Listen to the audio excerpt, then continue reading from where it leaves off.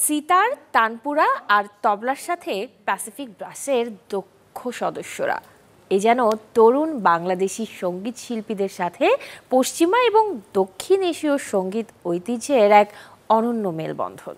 আর এভাবেই বাংলাদেশের শিশুদের সাথে সঙ্গীত কূটনীতিতে যুক্ত হলো যুক্তরাষ্ট্রের air force band of the Pacific.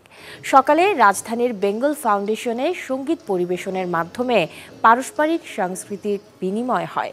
Bengal ফাউন্ডেশনে অনুষ্ঠিত এই ইভেন্টের মাধ্যমে আমেরিকান এবং বাংলাদেশিদের মধ্যে সঙ্গীতের সার্বজনীন ভাষার বোঝাপড়া ও ঐক্যের শক্তি প্রদর্শিত হয়েছে।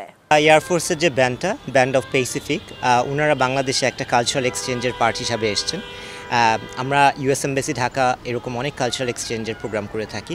তাদের সাথে এবং আমাদের যে কালচারাল যে মিউজিক্যাল যে পার্টটা, এখানে বেঙ্গলের পরম্পরার যে ওদের মিউজিক স্কুল আছে, ওদের স্টুডেন্ট 5 জন স্টুডেন্ট আছে।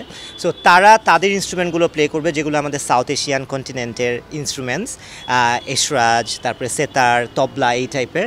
আর ওদের যে ইনস্ট্রুমেন্টগুলো, যেটা দিয়ে ওরা ট্রাম্পেট অ্যান্ড টুবা, যারা এরকম যেসব ইনস্ট্রুমেন্ট, ওরা দেয়ার উইল বি একটা কালচারাল ফিউশন, এবং এই জন্য আজকে এখানে আসা।